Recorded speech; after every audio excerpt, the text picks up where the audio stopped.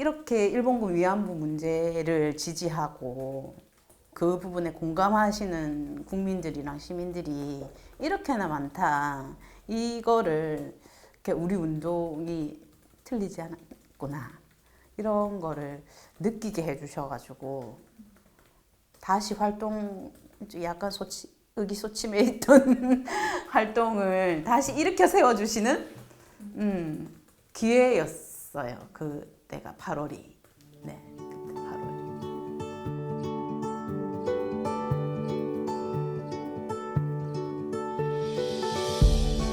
저는 부산 여성의 부대표고요. 네, 정경애라고 합니다.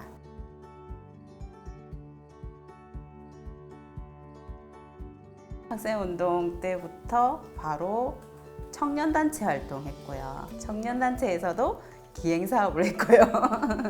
역사 기행, 그때 막 동호회 막 이런 게 좀 붐이 있어가지고 그런 청년들이랑 이제 역사 기행 동아리 이런 거 동호회 활동하다가 이제 부산 여성회로.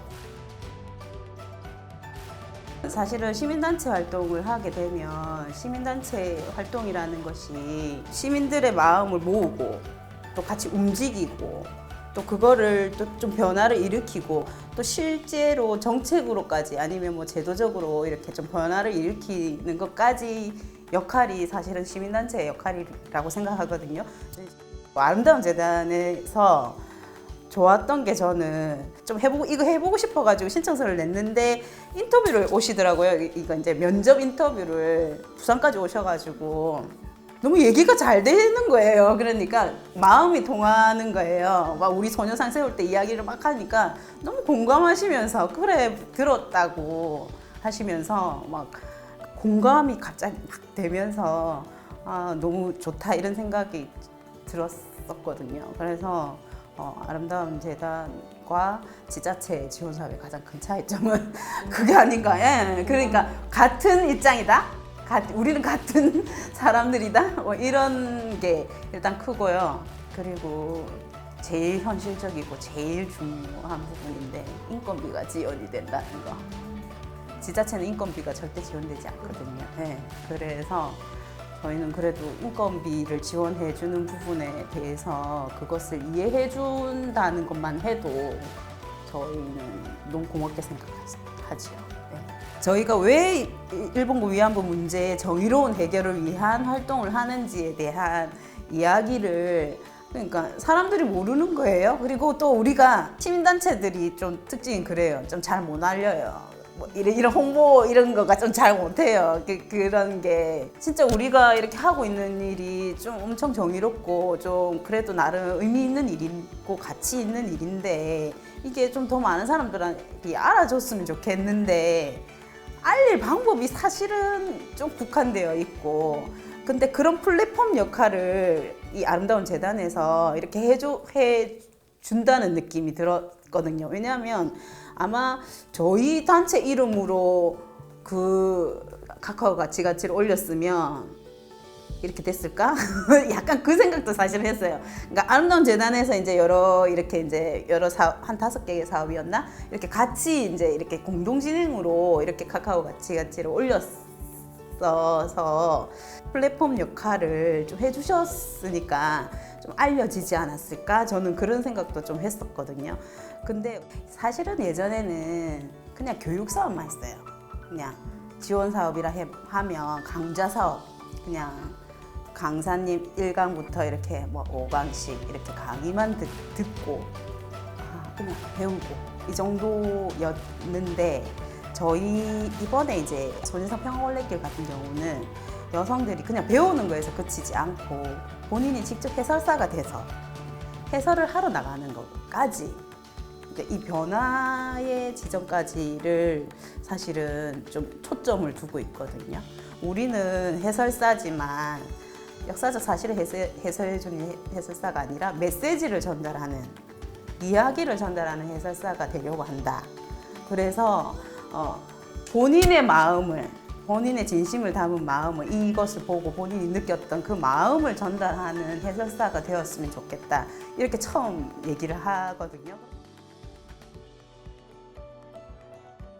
원래 역사에 조금 관심이 많은데 군산에 기행을 갔었거든요. 부산 전체가 수탈의 사실은 현장이, 왜냐하면 아까 일제강제동원 역사관이 부산에 생겼다고 얘기한 이유가 22%가 경상도 사람이 갔고 서울에서 용산역에서 기차를 타고 부산에 와가지고 부산에서 배를 타고 다 나갔어요. 부산이 강제징용의 시작이었고 돌아오는 역할을 했기 때문에 일제강제동원 역사관이 부산에 세워진 것이고, 처음에는 이름을 일제강제동원 기념관으로 지으려고 하는 것을, 이거는 기념하는 역사가 아니고 이거는 이제 우리가 기억하고 알려야 되는 거기 때문에 역사관으로 이름을 바꿨거든요. 왜 부산을 왜 역사 도시로, 근대 역사 도시로 그걸로는 왜 이 패러다임을, 그러니까 부산이 가지지 못할까? 평화의 아이콘도 될 수 있는데 그런 생각 있잖아요.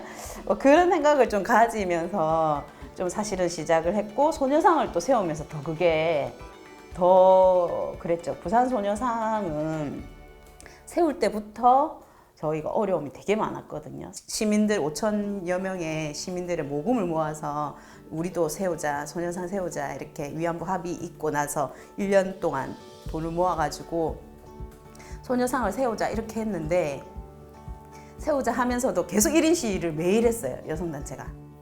세웁시다. 소녀상을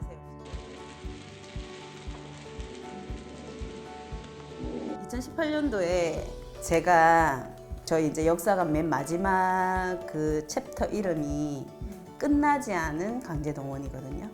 그래서 제가 이제 그 부분 해설을 이제 늘 할 때마다 뭐라고 얘기하냐면, 사실은 국립일제강제동원 역사관의 가장 핵심이라고 저희는 생각한다. 이 부분이 앞에 여러 가지 이제 물건들도 있고 전시도 있지만 끝나지 않은 이 강제동원의 역사를 이제 우리가 끝내야 되지 않느냐, 그 얘기를 이제 사실은 이게 마무리이면서도 핵심적인 우리 평화올레길의 해설이거든요. 그렇게 하면서 마지막 부분에 딱 뭐가 있냐면 전범 기업들에 대한 이야기가 쫙 있어요.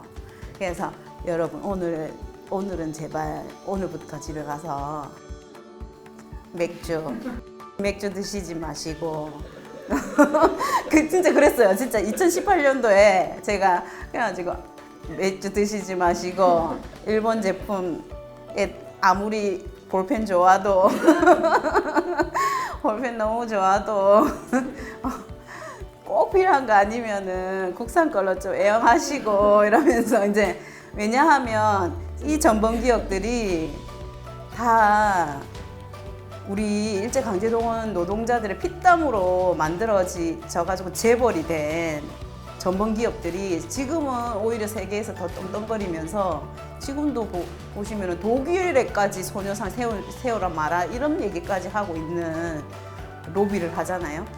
돈으로 로비를 하는 이런 거를 봤을 때 우리가 할 수 있는 작은 실천은 뭐겠냐. 진짜 작은 실천은 뭘까요? 그래서 맥주 마시지 맙시다. 내 캔에 10,000원 해도 마시지 맙시다. 진짜 사실 그렇게 진짜 얘기했거든요. 근데 2019년에 진짜 그런 일이 벌어질 줄은 정말 몰랐어요. 그래서 불매운동이 있을 때 전율이 사실 느껴졌어요. 사실은 저희는 여성단체이긴 하지만, 그러니까 영패미들이랑은 사실 서울만큼은 결합력이 높은 편은 아니거든요, 부산이. 그래서 이제 젊은 친구들이라 해봐야 이제 회원들의 딸, 진짜 말 그대로 회원들의 딸 정도이니까, 저희 부산의 청년들은 영사관을 들어갔었거든요. 그래가지고 지금 법적으로 도서관이 있어요, 일본 영사관 안에. 일본 도서관에 대학생들이 들어가가지고 위안부 폐기하라 이걸 했어요. 그런 거 봤을 때는 진짜 청년들이구나. 그래서 그 학생들이 바로 경찰에 끌려 나오긴 했는데 바로 잡히고 동구청 경찰서로 잡혀갔어요. 부산에 있는 시민단체들이 다 동구청 경찰서로 다 찾아갔죠. 석방시키라고. 뭐 잘못했냐고.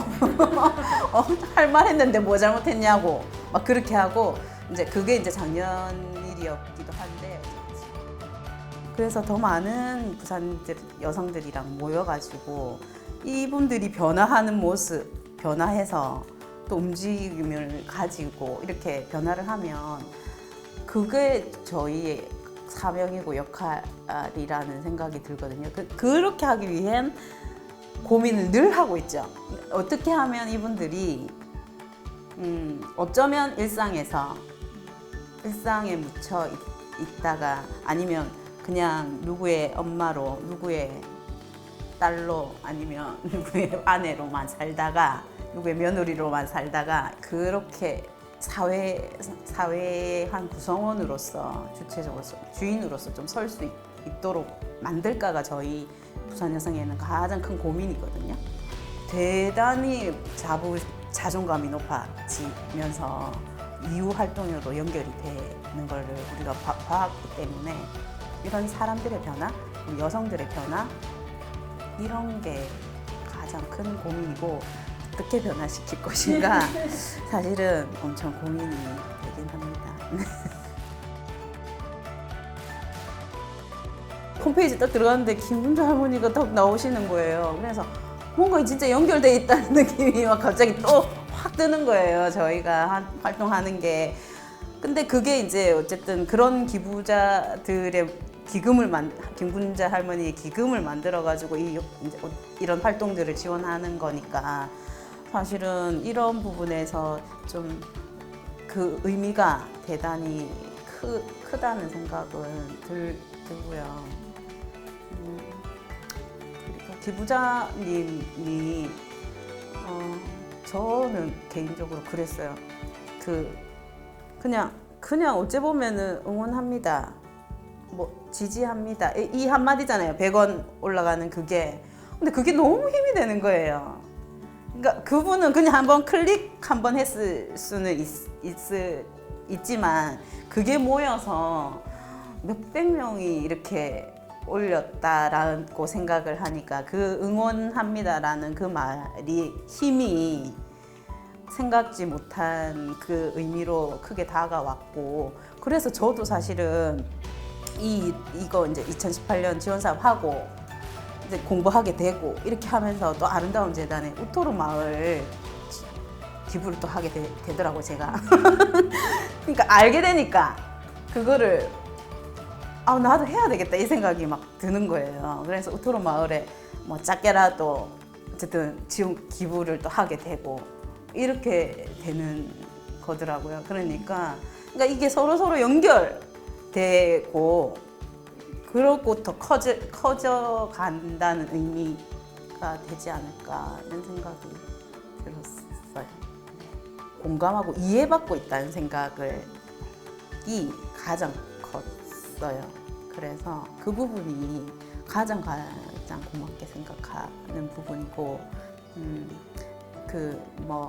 다 그 기부자님의 마음이나 생각은 조금씩은 다를 수는 있겠지만 더 좋은 세상을 만들다 또는 정말 정의로운 세상을 만든다라는 그 큰 마음에는 다 공감하시고 지지하고 응원해 주시는 거라 생각하고 그래서 좀 뒷배경이 생긴 것 같은 약간 이렇게 일본군 위안부 문제를 지지하고 그 부분에 공감하시는 국민들이랑 시민들이 이렇게나 많다.